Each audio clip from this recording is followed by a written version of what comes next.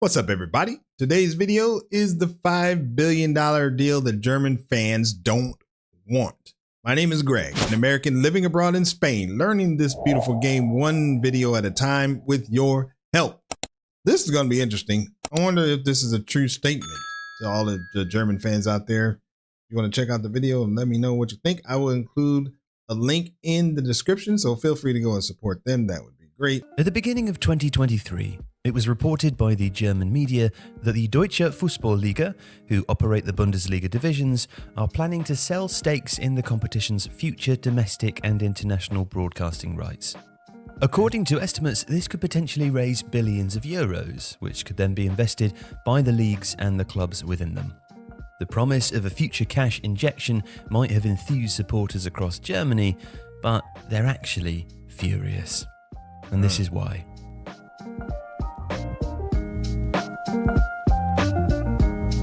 Well, first, how could it work? Well, as has been done in other countries and by some clubs, notably Barcelona, the DFL would create a company to manage its broadcasting rights and then sell stakes in that company to outside investors. The company would be responsible for the selling of those rights, both in Germany and abroad, with the investors sharing in the proceeds over set time periods. The benefit would be a sizable cash injection, which could be shared among clubs and used to fund infrastructural improvements, but it would also aid further technological development of the Bundesliga product, with the aid of investors who specialise in different fields. This second point is key to the DFL. The Bundesliga is at a significant financial disadvantage to the Premier League, and its future depends partly on its ability to penetrate new markets. Perhaps by constructing a straight-to-consumer streaming platform, like Spanish football's La Liga TV, for instance, or by staging training camps and tours in more new countries. Well, this is super interesting because, I understand the need to have an infusion of funds, because obviously it make them a better league, and apparently the Premier League, that's the thing that sets them apart. Maybe it's probably more, but it seems like one of them. So I can understand that. But then do you lose some of the grassroots passion that you have because it becomes corporate? I don't know. That'd be interesting. Liga TV, for instance, or by staging training camps and tours in more new countries. Virtual holdings, which display different advertisers to different markets, are another idea and characterise the kind of evolution that the DFL would likely have in mind. Investment by private equity firms would help fund that kind of evolution. And these are the advantages that the Bundesliga needs to find. Its current domestic broadcasting contract is actually the second richest among Europe's top leagues, behind only the English Premier League. Okay, so that's good. They have a lot of funds now. Okay, but looks like they're about $500 million behind, so that's kind of a lot. However, comparing the respective leagues' value in the foreign broadcasting rights market paints a very different picture, with the Bundesliga commanding less than a tenth of what the Premier League earns on an annual basis, and also lagging well behind Spain's La Liga and Italy's Serie A in annual value. It's a particularly difficult challenge for German clubs, who, unlike those from Europe's other top divisions, are subject to the 50+1 rule. It's not possible for an individual or outside investor to buy a controlling stake in a German club, and that denies them the kind of wealth that benefits Manchester City, Paris Saint-Germain, or Chelsea, and which can bring, through exorbitant signings, quick success and global media attention to raise the profile and broadcasting value of a league. A different strategy is required for the modern football world, and according to the Financial Times, the current idea has been under discussion for several years. The paper also reported back in February of 2023 that the DFL has already distributed a 110-page English-language prospectus to potential investors, including CVC, EQT, KKR, Advent Blackstone, and Bridgepoint. CVC will be a familiar name to many, having purchased a share of media rights in French and Spanish football. Sixth Street, the US-based investor that bought a share of Barcelona's future broadcasting rights, are, according to the same Financial Times report, also interested in acquiring a similar package in the Bundesliga. But despite the potential upsides, fans are fearful, and in some cases, angry. DW's Matt Ford reported that Borussia Dortmund supporters displayed a series of banners in opposition to the investment plan from Signal Iduna Park's Yellow Wall during a game with Union Berlin in early April, and that the travelling... I mean, I know he's probably going to say, but just curious why. Why people are opposed to that. So I'm not saying they should or shouldn't be. I'm just curious why they are. Park's Yellow Wall during a game with Union Berlin in early April, and that the travelling Union supporters displayed similar messages. Ford also reported opposition in Bochum and Nuremberg, amongst others, and similar banners have been spotted around the country. Now, the principal fear is that investment on such a scale would come at a price, and the game as German fans know it would need to make concessions.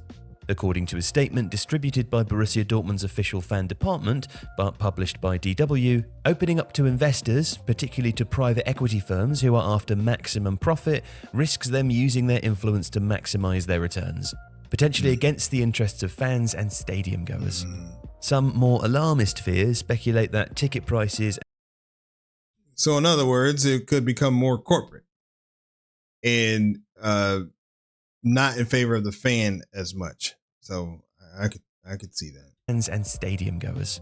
Some more alarmist fears speculate that ticket prices and in-stadium atmosphere would change, and that kickoff times might be adapted to suit foreign markets.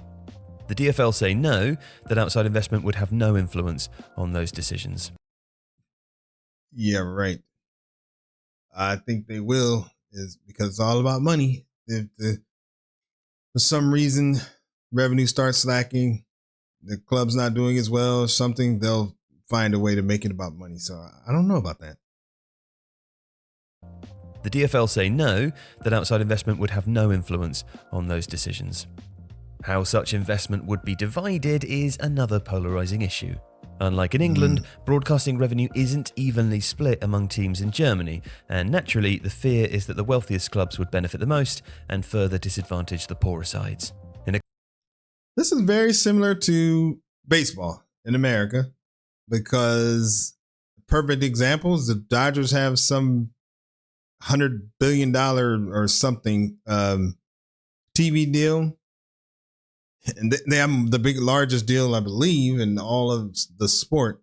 And a lot of companies or clubs that are in smaller markets don't like that because they don't have as big of a TV deal. So I can kind of see where that could be. Fear is that the wealthiest clubs would benefit the most and further disadvantage the poorer sides. In a country where, of course, the same team has won the Bundesliga for 10 years in a row. Now, whether these fears are justified or not, the conversation... Is that true? Dang, I didn't know that.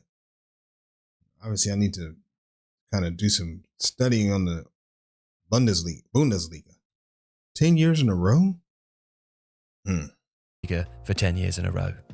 Now, whether these fears are justified or not, the conversation is also happening at a time when disharmony is detectable at different clubs and when the atmosphere around German football seems thick with suspicion. In Bremen in early April, fans protested ticket prices and stadium renovation plans during a game with Hoffenheim. In Hamburg, a week later, before a match against Hanover, fans protested what they believed were exorbitant ticket prices with banners that read, "Football must be affordable" and "Welcome to the most expensive second division circus in the world." German football has long been held up as a supporter's paradise. And yet the context into which details of the investment plan have emerged is, in places, coloured by the distrust of what fans see happening in other leagues. During their Champions League tie with Manchester City at the Etihad Stadium, travelling Bayern Munich fans unfurled a banner reading, "Glazers, Sheikh Mansour, all autocrats out. Football belongs to the people." Whether the DFL's initiative proceeds will depend on a vote taken by representatives of the 36-member clubs, and it will need a 2/3 majority to pass. But regardless of outcome, German football remains in an awkward position between protecting what makes it special and ensuring that its clubs can still compete. If you like this video, please... Wow. That's a quick little video. Please consider... That's super interesting. Let me see. This video was a year ago. Has something been done on this already? I wonder. I don't know if it's, it was pending at the time and something has changed or something like that. But let's take a look here, see what the people have to say. You probably don't let's see. The problem is that the DFL wants the Bundesliga to be the Premier League. No Bundesliga fan wants that. I can see that. You can tell very easily that those who defend German football fans are those who actually have been to matches and paid for tickets, transport, etc., etc. And those who are mocking the league are those who have never been to a match in their life. What makes the Bundesliga special is that the people care about their football. They've seen what outside investments can do to football. I think it's wise for them to stand against this for as long as they can. Football belongs to the people, and it should always be this way. This is an interesting discussion, I think. It sounds like it's something that's pretty prevalent all over the European football, probably all over football in general. So be curious to know what you think. If you have any experience with this or any thoughts, feel free to include those in the comment. And in the meantime, thank you for stopping by, and we will see you on the next video. Peace.